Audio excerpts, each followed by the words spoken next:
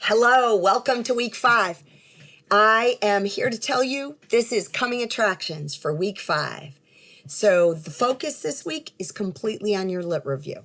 What I'm looking for you to do is to take what you've already submitted for your lit review in the past and resubmit it. I am looking to see where you are. You should be adding some new information, but let's dissect what that lit review looks like. So this week, what are you going to do? You are going to read approximately 20 pages, 2 articles. They're really helpful. I think they're going to help you to get the focus on your lit review. You're also going to watch 2 short videos.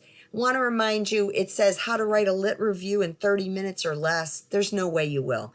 So please don't hold us to that time count, but it at least gives you some heads up. Finally, you have no discussion this week, but you do have one important assignment, your lit review. You're going to take what you submitted last term in OL695 to Denise, and then once you've got that, you're going to go and start looking for 3 to 4 new articles. I expect you to include not only your lit review, but the actual lit review and the articles in the lit review. I want to take a look at them, and then I want to help you to structure it. So that's a rough take on what week 5 will be. I hope you're finishing up week 4 strong. And remember, if you need anything, just reach out. Take care.